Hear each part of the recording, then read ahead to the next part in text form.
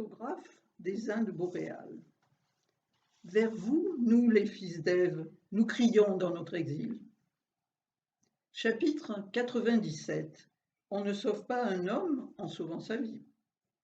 Les âmes perdues marchent vers le feu. En voyant André s'avancer vers lui d'un pas décidé en dépit de son âge, Isco repensa à la prophétie étrange de cet homme étournant qui surgissait aux moments les plus improbables. « Dieu merci, vous êtes en vie !» s'exclama Andris. « Pressons avant qu'il ne change d'avis. » Le garde hollandais, l'air indifférent, ouvrit le cachot d'Isco. Ce dernier n'osa pas en sortir. Andrés le prit par le bras. Ils marchèrent vite, lentement en fait, mais cela paraissait précipité à Isco. Traversant des couloirs humides et sombres, des cachots vides ou pleins, passant devant des gardes curieux ou indifférents. Ils atteignirent l'air libre. Des hommes en armes faisaient le guet. Fidèles à Andrés. Pourquoi ces gardes? Andrés leur parlait en français. Et la guerre? Amsterdam était-elle occupée par Louis XIV? Ou bien fallait-il se prosterner devant Louis XV, XVI, XVII? Les Provinces-Unies étaient redevenues catholiques? Amis ou ennemis? Les âmes perdues marchaient vers le canal de Kaisergracht. Nous avons peu de temps.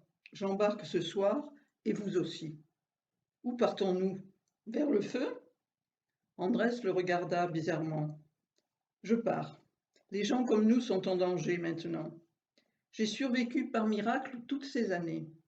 Je pars, au Portugal sans doute, et je vous laisse en route chez vous, à Saint-Jean-de-Luz. Saint-Jean-de-Luz? Alors je ne rêve pas? Non, vous ne rêvez pas, mais accrochez-vous à mon bras. Ils arrivèrent devant un sloop, des marins chargés des tonneaux et des ballots, des provisions et des quartiers de viande. Nous transborderons tout ça au Texel sur notre navire avec les passagers. Les passagers, le Texel, de quoi parlez-vous? Comment m'avez-vous trouvé? Que faites-vous ici? Restez tranquille. Vous êtes fatigué, affaibli, un peu perdu, je le comprends. Les âmes perdues marchent vers le feu. Comment? Oui, comment? Marcus m'a prévenu de votre enfermement. Je suis passé à l'atelier. Il y travaille, fidèle au poste, quoique souffrant. À l'atelier? L'ancien atelier Colwert. Il le dirige depuis la mort de Cornelius Van Nuys, et depuis que la Suède est alliée à la Hollande et que tous deux sont en guerre contre la France. J'ai trouvé des arguments pour que les Hollandais vous libèrent. Alliés? Mais quels arguments? Si je suis leur ennemi aux uns et aux autres, je ne comprends rien. Vous fournirez des informations à un agent hollandais de Saint-Jean. Sinon, ils tueront Marcus. Désolé, c'était la seule façon. Si cela peut vous réconforter, la maladie l'emportera sans doute avant.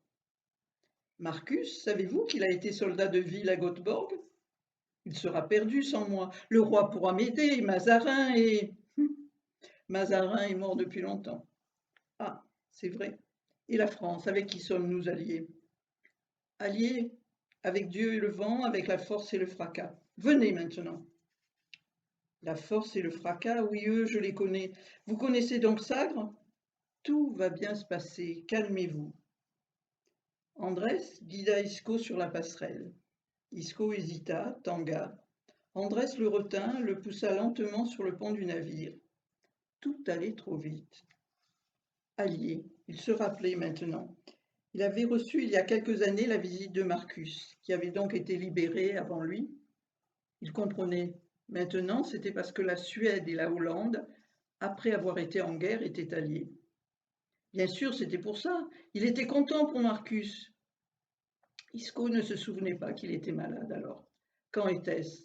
C'est étrange, pensa Isco. Ils avaient parlé d'Anna, de Christina, d'Aslak, d'Ella, de Pontanus même, et d'Andris. D'Andris qui cachait si bien son jeu. Andris était là maintenant, mais tant de visages et de noms lui tournaient la tête. Où est Marcus? Je dois l'aider. Et qui sont ces gardes qui vous accompagnent? Ils parlent français? Marcus est malade, hélas. Trop faible pour voyager. Je dois l'aider, mon Marcus. Personne ne peut l'aider.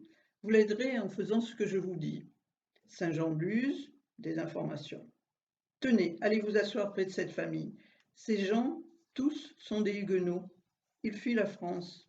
Tout marche sur la tête, Isco. Les hommes sont devenus fous. Les rois, où qu'ils soient, ne sont qu'assoiffés d'un pouvoir qu'ils prétendent tenir de Dieu. Malheur à nous. Tenez, mettez-vous là, vous serez bien.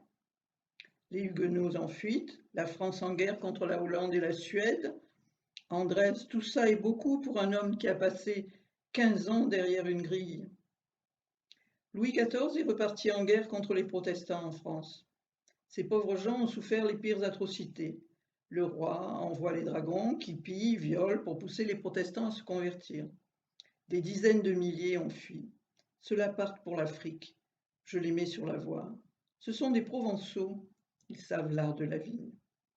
Isco regardait les gens autour de lui. Ils avaient le même air désemparé, comme s'ils venaient de passer 15 ans au cachot. Andris, oui, je ne peux pas aller à Saint-Jean-de-Luz. Pourquoi? C'est chez vous? Après tout ce temps, Saint-Jean-de-Luz pour moi, c'est comme l'Afrique pour eux. Je ne sais pas ce qui m'y attend. Je sais simplement ce que je fuis. Regardez leurs yeux. Ils emportent leur pays avec eux. Je dois retourner à Stockholm. Mon fils, ma fille. Si vous allez à Stockholm en espérant sauver Allah et Adak, vous condamnerez Marcus. Tout s'embrouillait de nouveau. Andrés pressait les matelots, vérifiant le chargement de chaque ballot et les coffres. Vous serez en danger là-bas. Les Suédois ont décidé d'éradiquer les croyances lapones et de s'imposer par la force dans le Nord. Danger? À mon âge, ce mot n'a plus de sens. J'ai vécu la vie de 2 hommes, pleuré celle de 20. Larguez les amarres! Cria le capitaine. Saint-Jean-de-Luz ou Stockholm? Pressa Andrés. Assis dans le sloop, Isco laissait pendre son bras par-dessus bord, la main encore posée sur la pierre rêche du quai. Le navire commença à s'éloigner. La main d'Isco glissait sur la pierre. Il l'appuyait de toute sa force, comme s'il essayait, par cette seule pression, de retenir le bateau et peut-être le choix. Il pressait à s'en fendre les muscles, mâchoire tendue, des larmes d'effort au coin des yeux. Stockholm, hacha-t-il. Le bout des doigts perdit prise sur le bord de la berge, il se relâcha d'un coup. Sa main pendit dans le vide le long de la coque. Les yeux des réfugiés huguenots restaient figés dans un autre monde, indifférents. Isco ramena sa main sur la rambarde du navire et la retourna, paume au ciel, écorchée à vif, dégoulinante de sang. Il leva les yeux sur Andris. On sauve une vie en sauvant un homme.